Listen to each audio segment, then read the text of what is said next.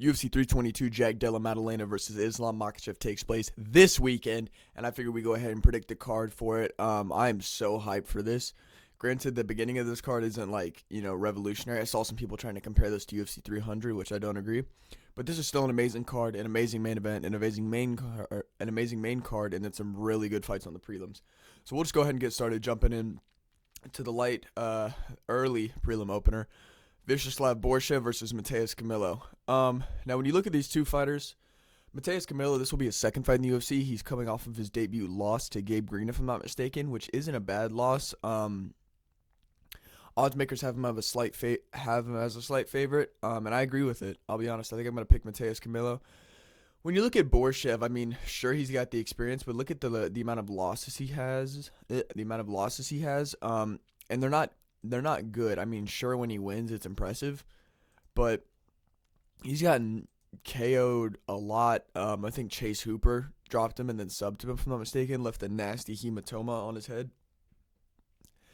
And it just doesn't seem like he can really impose his will on a lot of people. And you see here that Mateus Camilo will look to grapple, which I think will help him implement his striking, or maybe just run through Borshev. I'm not really going to try to solidly pick a finish thing here.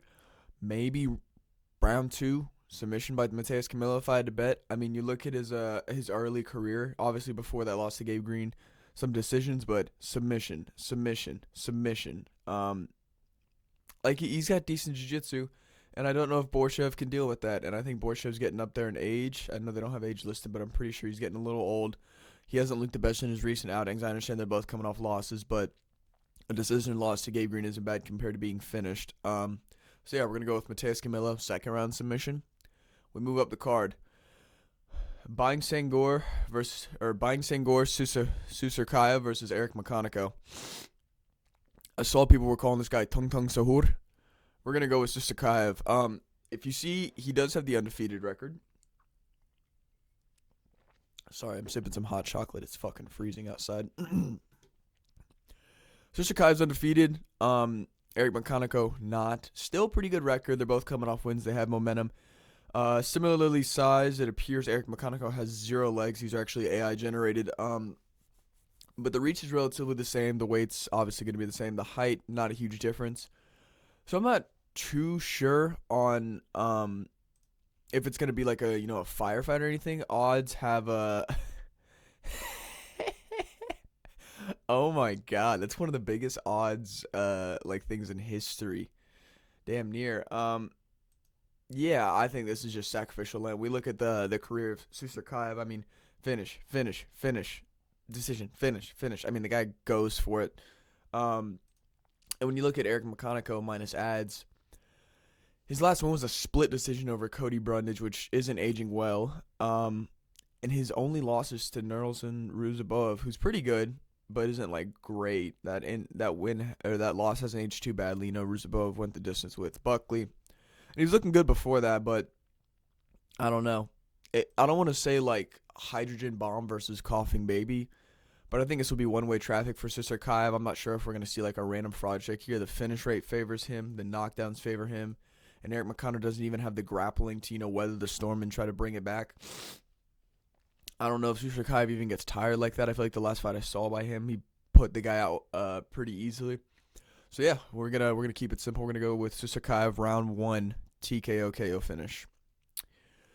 We move up. Aunt 18 and 15 Angela Hill, ladies and gentlemen. She's fighting this weekend, coming off a 2-fight losing streak versus Fatima Klein. I'm picking Fatima Klein. Her last 2 outings, I feel like such a casual. I can't remember the names. I literally did the research before this. Either way, I know there were 2 KO TKO finishes, and I think I watched Fatima Klein's last fight, and Angela Hill just doesn't do enough to win. Angela tries to grapple, but it doesn't go her way. She doesn't have any power in the feet. She's a decision merchant. And I like Angela Hill. She has output, but she doesn't have a lot of power. And let's look at the grappling. I mean, her grappling just isn't that much, where Fatima's going to use that aggressively and try to, whether you look for a sub if needed or just ground and pound. I think the odds have Fatima as a huge favorite. And I agree. Angela Hill's durable, though. That's the thing. I don't want to say she's just going to steamroll. She could. But I think we're going to go with Fatima Klein round 2. TKO. I think it's just bad grappling for Angela Hill, and she starts getting ground and pounded. Doesn't like it. It's ugly. It's not really a finish, but Angela Hill wasn't going to win the fight or even that round for that matter, and the ref goes ahead and stops it. Or maybe she puts her out cold. That'd be funny. But yeah, we're going with round 2, KO TKO by Fatima Klein. We move up. Not Gerald, I was looking up. The great GM3. Pat Sabatini versus Shep Mariscal. Now, this is close fight on the odds. They favor Pat Sabatini. He's coming off of a 2-fight win streak. He looked good. He's only lost to Diego Lopez within recent years. But Shep Mariscal's good, man. I kind of hate watched Shep Mariscal, not because he's a bad fighter, but because he fought guys that I liked and didn't make it clear that he won. It always felt kind of close. The win over Jack Jenkins kind of left a bitter taste in my mouth because it felt like a freak injury. I think I was probably coping, but I like Jack Jenkins. And when he was like celebrating, a nasty injury, I was just like, man, like, I don't like you. I don't want you to win. But I've come around to him. I don't hate him as much. He's good. Maybe just because I'm not a huge fan of Pat Sabatini. I don't know too much. Now, the odds do favor Pat. I'm going with Mariscal as the underdog here. Mariscal just keeps pushing forward, and I think he's got the grappling defense to, he's got good takedown defense, 73. He looked like he can counter grapple as well, so I'm sure we'll see some reversals here. He doesn't really go for subs, but I think if Pat Sabatini tries to win or edge this out via grappling, if he doesn't like what's happening on the feet or just tries to mix it up, I think Mariscal can hang. And Mariscal is the more accomplished striker. He just marches forward. He's a zombie. He puts pressure on you. Right when you land a big shot, thinking, okay, that'll give me my respect, give me my space. He's back on you. He's putting it back on you. He's in your face, peppering you with shots to the head, to the body, and he gets messy. He dog fights, he dirty boxes, and I like that in a fighter. I think half of the fight is just how much are you willing to do, how much are you willing to take. And I think Shep's willing to take more than Pat Sabatini when the going gets tough. I could see a decision or like a round 3 TKO. So yeah, we're gonna go Shep Mariscal. Round 3 TKO or decision is my prediction. But yeah, this is my underdog pick of the card. I don't know if any of my other picks are gonna be underdogs, but I'm just seeing it here, so I'm calling it now. We move up the card.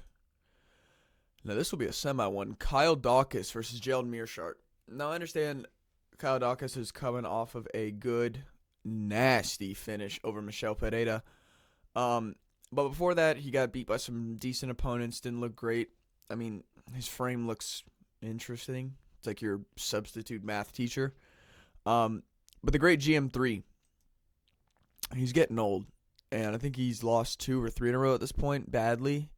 He got KO'd in his last fight, I think. And this is 3 months since that. And that's just a quick turnaround, especially the older you get.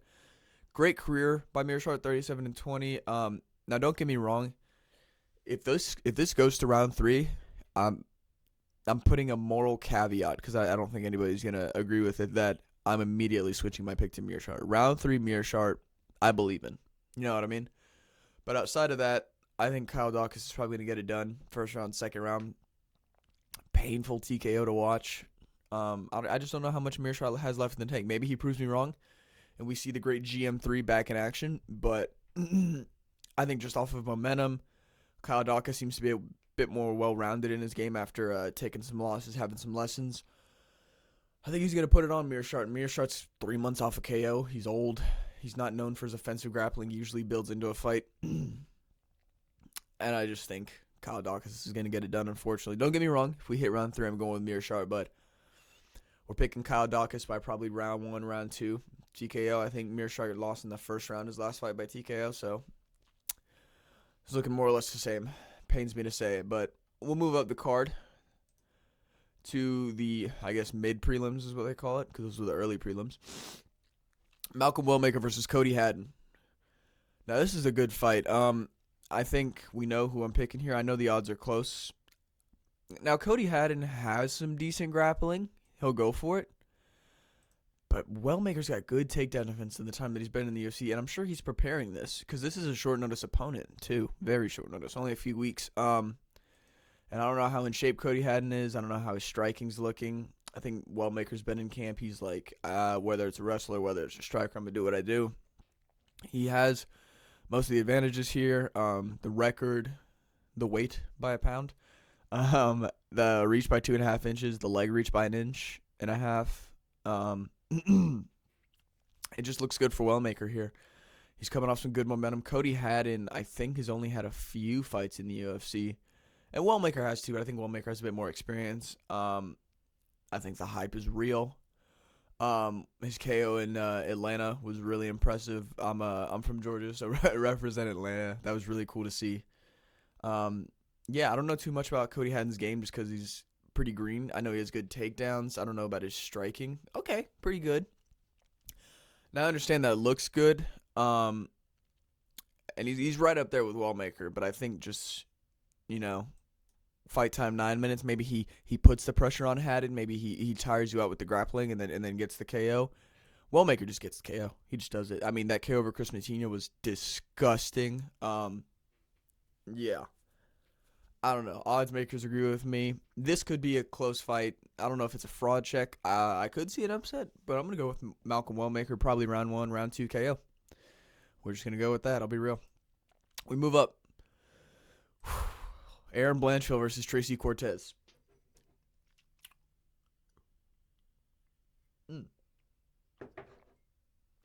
Pardon me.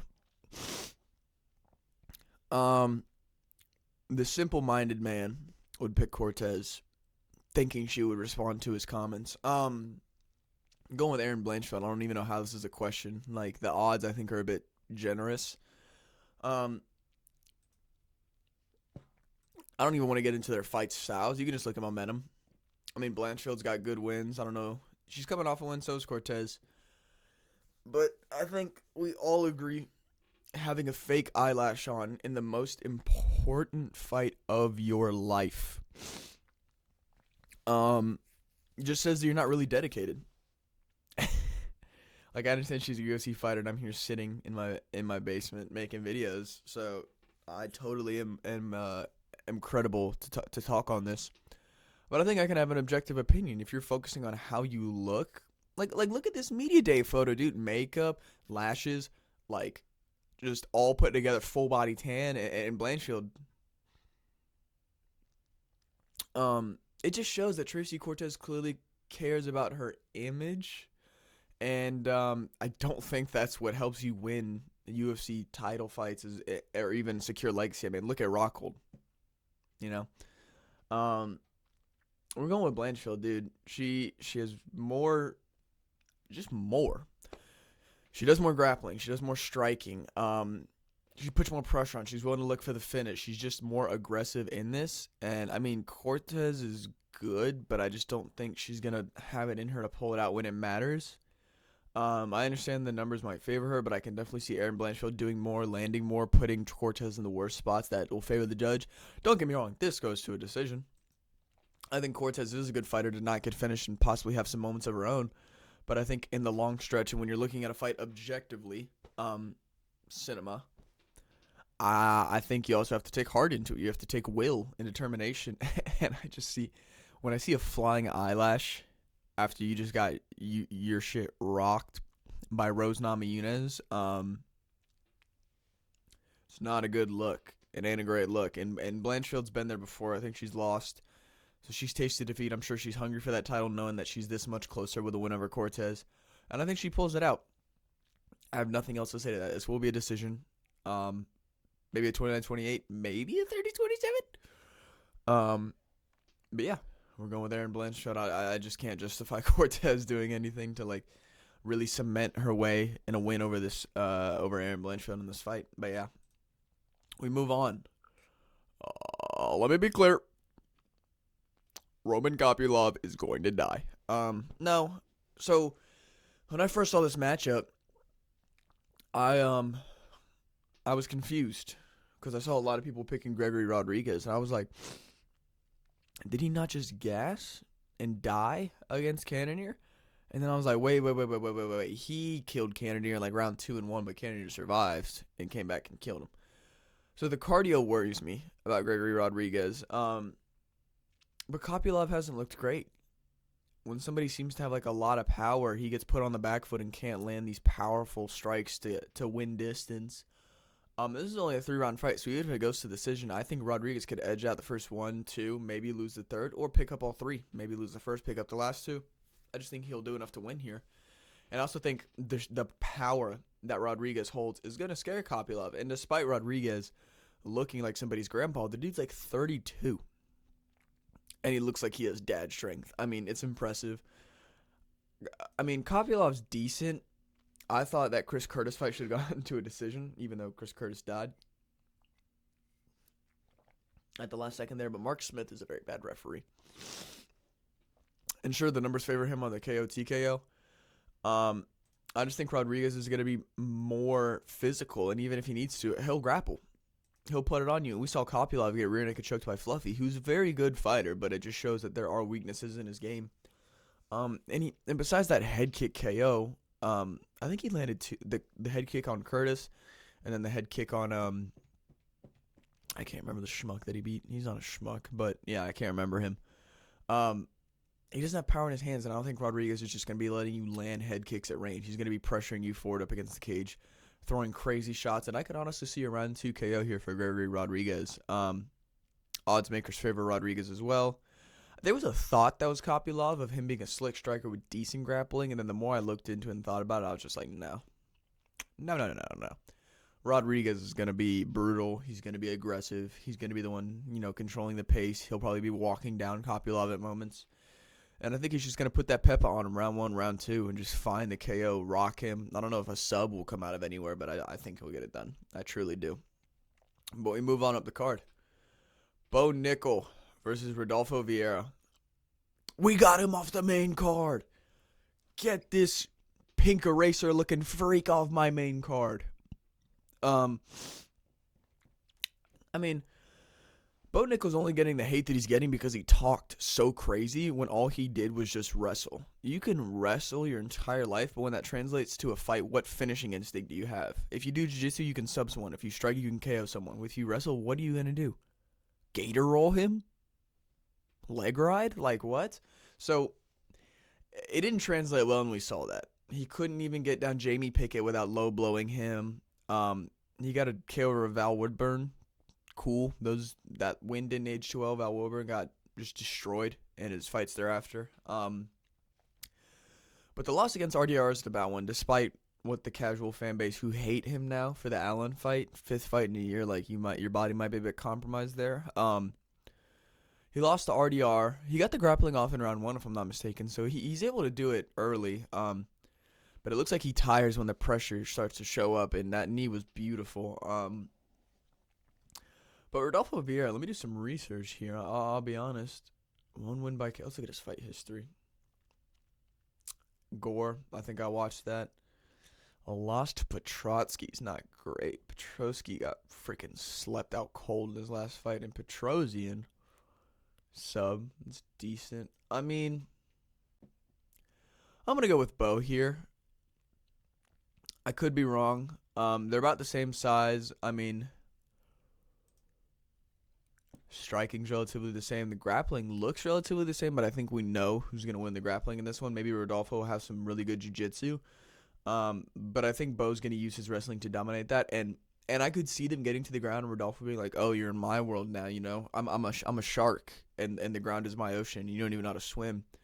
And I think pure jiu-jitsu versus wrestling, if he tries to go for that, I think Bo will just control him, probably land pitter-patter grounding shots there that keep Rodolfo from, staying in position, and he'll have to, go to, Anthony Smith turtle guard, 2-on-1 wrist control. I don't know. I just think Bo Nickel is going to implement his wrestling on this one like he usually does. This stupid mic, bro. Whatever. I just think Bo Nickel's going to get his wrestling off on this one. I mean, this will probably go to a decision. Maybe I could see. I don't know if I see a sub for Bo Nickel. Maybe he gets a TKO from ground and pound. I don't know. This is a nothing burger of a fight. It's a good fight, but prediction-wise, it's just But if we're looking at just off of the hype and ability to perform, I think Bo will get it done. I think the RDR fight was just a huge jump up. It was a colossal jump up. And I think people forget, man. One loss to a former two-time champion doesn't mean you're not that good. He just had some things to work on, and he's taken quite a bit of time off since his loss, so I'm sure he's worked on them. And I think he'll come back stronger, smarter. I mean, he's pretty new to this MMA shit, so I'll give it to him. I think Bo's going to get this done probably by round 2, round 3. TKO, probably from like a wrestling control position. Yeah, we'll go with that. That concludes the prelims. We move on to the main card. Oh my god, this is sexy, dude. We've been waiting for this. 2 weeks of filth. We get this now. Beneil Dariush versus Benoit Saint-Denis. Now,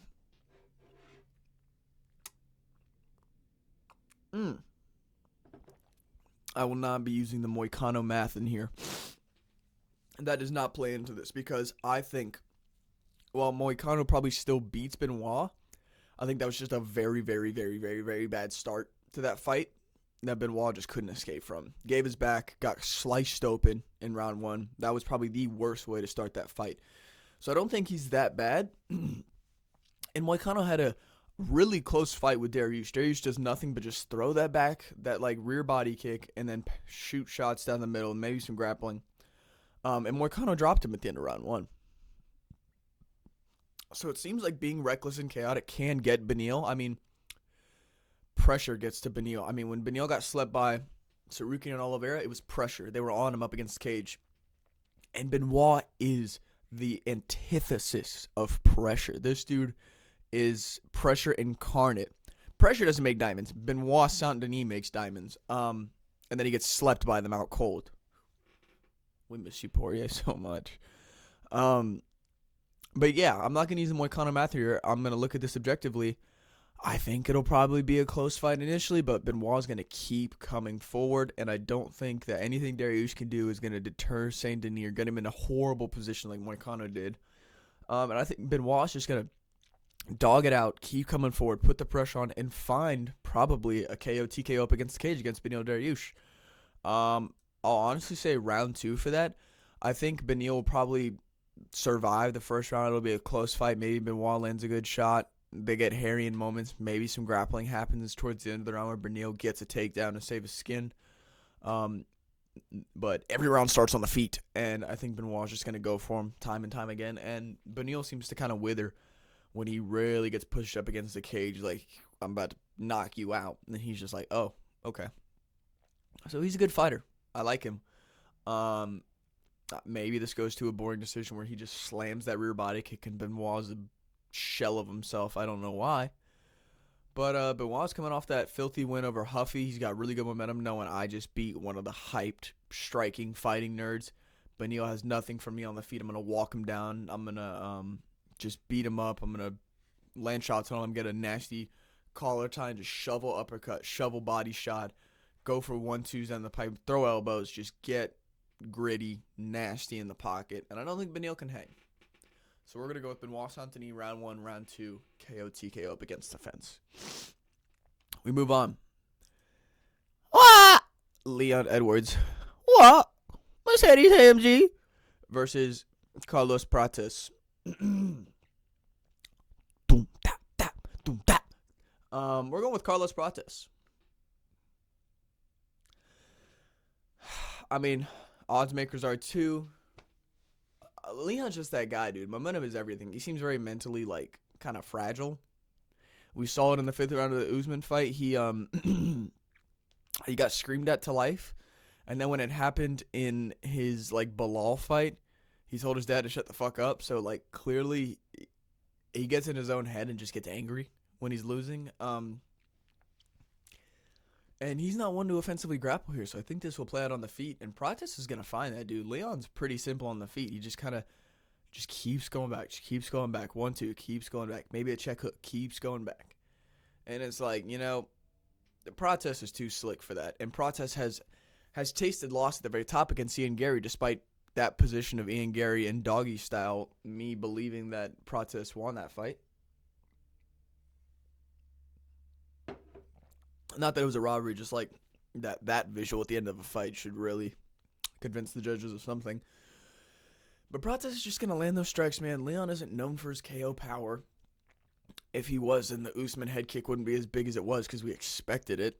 And momentum here. I mean, Leon lost really badly to Bilal, got humiliated, bonked on his head, and then just got destroyed by Brady. Just put a clinic on him in the grappling. I don't even think Prates needs the grappling, but if Leon tries to, Prates has perfect takedown accuracy. He does a really good job of cradling, stuffing the head, oil checking to pick you up and kind of getting you off balance and get his hips out. And Leon's got 36% takedown accuracy. I don't think that's happening. He might try to like clinch up against the cage to tire Prates, but that don't tire Prates. His power translates through the rounds. We saw it against Neal. He still got it. And I think just mentally, Edwards was going, oh, fuck, like, I'm coming off 2 losses. And watch him win this and call for a title shot. But, I mean, he's coming off 2 losses. Carlos don't care whether he's winning or losing. He's having a good time. He knows he's going to go for the finish. And I just think that's everything in here. I cannot see a world where Edwards chins or out grapples or subs Prates. And I can see a world where Prates chins Leon. Nate rocked him. Who else? Barberena rocked him very long time ago, but still, I mean, it's not great.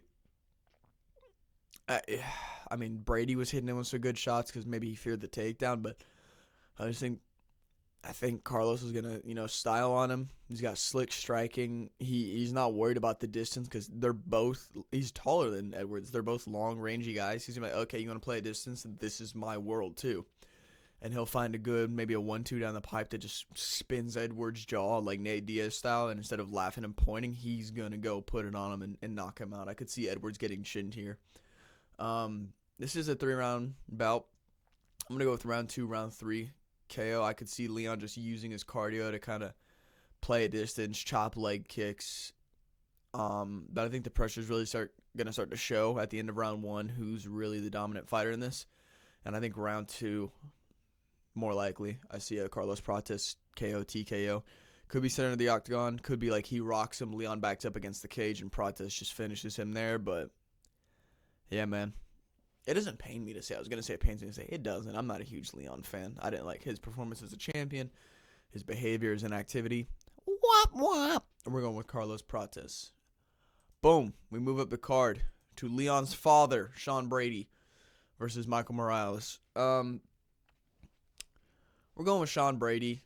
I understand Michael Morales is undefeated. He's got momentum. He's a big dude. He's a pretty large human. And he's coming off of a finish too. Why can't I remember who? But I think it's Burns. I don't know if he's taking a fight in the meantime, but I think he's coming off of a finish, like a round 1 finish over Burns, which is good. It's a good win. Burns isn't the same guy he used to be, unfortunately. But when you look at the grappling, man, I think Brady's going to try to stand on the feet. Like, they're relatively close. Morales, obviously the favorite, and probably has more power. He's probably going to try to stand on the feet. But the moment Brady sees something he doesn't like, or if he's just like, I found my entries, he's going to get that grappling off. And he'll probably just ride Morales out throughout the fight with, what he was doing to Leon, where he's just pitter-patter ground and pound shots, keep him in danger, sub-threats, top control. I think Sean Brady's going to put on some grappling here. It'll probably be pretty even on the strikes. He has to be wary though. Michael's got really good KO power. Yeah, but the odds agree with me. I think Michael Morales is still a bit green to the top of the welterweight division. I understand Gilbert's decent. Like he gave Hamzat one of his hardest fights, but that was 3 years ago. I think, yeah, and I think while the striking might be similar and there is power preference in Michael Morales, I really do think Sean Brady's going to implement his grappling and just put it on him. I don't know if I see a finisher. Probably a decision for Sean Brady. But, yeah, we're going to go with that. There's not much else to say about that fight. I'm sorry. We move on to the co-main event. Valentina Shevchenko versus Zhang Weili. Whew, this is a good fight. I'm picking Valentina Shevchenko. Usually, dude, shitty butt mic stand. I need to order a better one or just move it into a place where it can't fall. But Valentina Shevchenko hasn't looked the great in her recent outings at her respective weight division. A lot of decisions, but I still think that she has what it takes to retain her throne. Weili's a bit shorter, a bit smaller. Um, Granted, she has decent grappling against girls in her division. Valentina's got pretty good grappling of her own offensively. The strikes are relatively similar. Maybe they favor Zhang. I'm not going to talk about power here just because Zhang gets KOs at her weight division, but I don't know if she gets them up at Shevchenko's division, and I don't think Shevchenko gets too many KOs. Yeah, they're both relatively low. The sub's relatively low. It's all about the same percentage, relatively. I feel like this is definitely going to go to a decision. This is going to be a close, technical, striking match where there's probably some grappling that doesn't last too long. Neither of these women is known for their grappling. If anyone's going to do better with the grappling when they need it, I think it'll be Shevchenko. I think she's just more experienced with that stuff. I understand they're both coming off momentum. They're very hype. Typically, when somebody moves up to a division, if there's like a good defending champ like JDM, like in this instance, it'd be JDM. When somebody moves up, they tend to favor the heavier person just because it's their world. You know what I mean? So I think that kind of plays into this here. It's just going to be a close fight. I don't want to guess scorecards because 5-round scorecards hurt my brain. What is it, like 48-47? I don't want to say 49-46. But yeah, we're taking Valentina Shevchenko by 5-round decision. I could see there being some moments for both women, maybe like a good sub attempt for Wei Li, or maybe a good knockdown for Wei Li, and the same for Shevchenko. They're just very even in their, I don't want to say their fighting style, but just in how their fights go and how dominant they can be in those moments.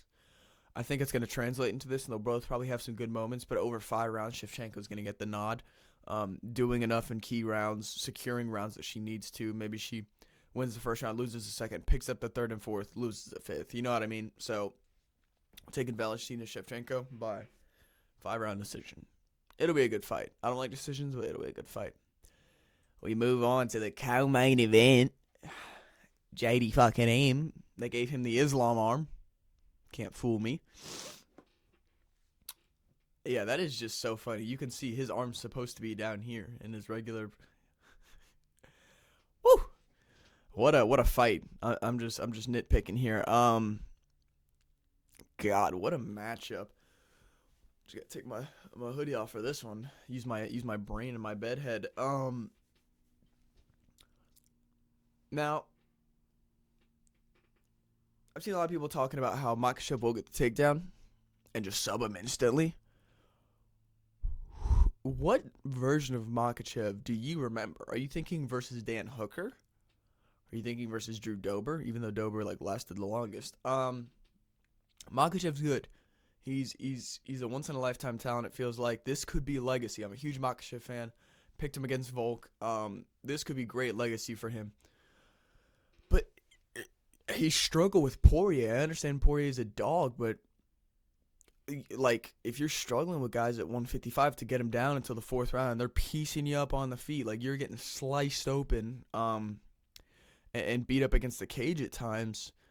A bigger, stronger JDM is gonna do some damage to you, and you better be able to take that damage. I don't know if Makhachev can. And when Makhachev secured these takedowns, Craig Jones. I mean, I'm a huge Craig Jones fan, being a jiu-jitsu guy. I've watched his videos on his Dagestani counter wrestling techniques, and they're legit. It's good stuff, and we've seen it. It's not like we don't know if Craig Jones is going to help here. And JDM's a good guy on his own, but just having that extra layer of help. We saw JDM versus Bilal. Every time he got taken down, he worked to get up. He created knee levers. He just waited for the right time. He'd work out of half guard, where Bilal had the crossface behind the head with his hands locked. He got up from there. You can get taken down, but show how the fight ended. That's what these people don't want to do. They show all the times of JDM getting taken down. They don't show how the fight ended. He's riding an 18-fight win streak. He lost his 2 MMA fights and said, "I'm done losing." Hasn't lost since. I understand the fight with Bilal was tough, but like, who hasn't had a tough fight with Bilal? How would Bilal versus Makhachev go? You know what I mean? Like, Makhachev isn't this otherworldly beast. He has struggled with guys at 155. I mean, Moicano knocked him down around 1, right? No, I'm chatting shit. It's gonna be a close fight. This is gonna be one of the greatest fights, if not the greatest fight of the year. I hope. But I think it favors JDM, man. I think probably a later rounds TKO because Makhachev does get tired when you really put it on him. We saw Volk did it, and Volk's a smaller guy. Granted, he's a dog, but I think JDM's a dog too. He beat Gilbert Burns with a broken arm after like round 1. That arm was broken, and at the end of round 3, he lost the grappling exchange, got up, fired a knee down the pipe, and knocked, pretty much slept him. That was a terrible stoppage. Slept him, landed like 20 unanswered elbows to the side of the head. I think it was Herb Dean fault. And I could see it going the same way here. I mean, some good wrestling by Makhachev early. Maybe some sub threat. I think JDM gets out of it. If Makhachev gets a sub here or a decision, cool. Legacy, I guess. And I'm for it, but I just really like JDM. I think it's his time at welterweight. I think he's a bit too big for Makhachev, despite them, they say he's an inch bigger, but I mean, just him carrying around that weight, I think it's going to play into this. If Poirier can kind of start to push you around and win some moments of his own in the later rounds of the fight, how big are the moments that Jack is going to be? And I like that for Jack. I think it's just going to be a close fight where there's some grappling by Makhachev. Jack gets up and starts to put damage on Makhachev. Makhachev tries to stand, doesn't look good, starts panic shooting. JDM keeps getting up, and then just TKOs him against the cage. Could be out cold, could be TKO.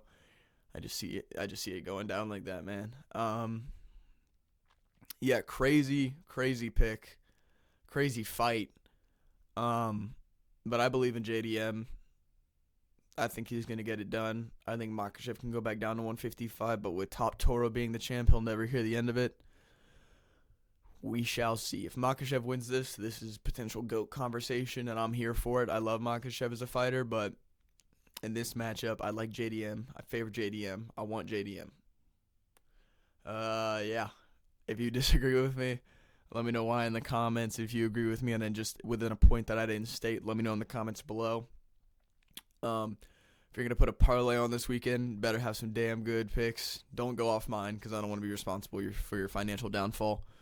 But I'll probably cook up one of my own, let y'all know how it goes. But yeah, I'm so hyped for this card, man. I mean, this is a stacked card in terms of talent, the fights that are going to deliver.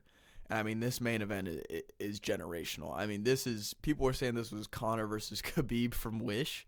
This is right up there. Maybe not just with the build-up, but I mean in terms of the skill on the line, because this was Volk Makhachev when Volk was moving up to challenge himself, and now this is Makhachev moving up to challenge himself. I mean, and this fight determines the timeline for the welterweight and the lightweight division. If Islam wins welterweight, that puts a huge spiral on all of the wannabe number one contenders, because pretty much everybody is one fight away from being a contender. I think in a perfect world, Sean Brady would have already gotten his shot. He's just competing with that many guys. So, I mean, if Makhachev wins, that just spins 170's thing. If JDM wins, order's kind of restored in the welterweight division, and there's a lot of welterweight matchups this month and coming up that are going to kind of sort that division out. And if Islam loses, he said he didn't want to go back down to 55, but it's like, do you just keep fighting at welterweight trying to prove yourself, or do you go back to 55 where all these guys are going to be like, no, they're going to be a little unfair, like, no, you don't deserve a title shot. Ilya's going to do it. Arman's going to do it. It'll be crazy the next day on social media after this fight, whether JDM wins or if Makhachev wins. But I'm excited. I hope y'all are. I'll go ahead and wrap up the video here. If you liked it, please remember to like, comment, share, subscribe. Let me know your picks down below if I went against any of your guys and you have different reasoning. Maybe make some last-minute switches.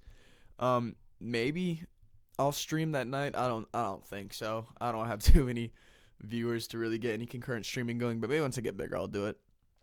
But yeah, man, I'm super hyped for this. Can't wait. I hope y'all got some good picks lined up to make some money, and yeah, see ya.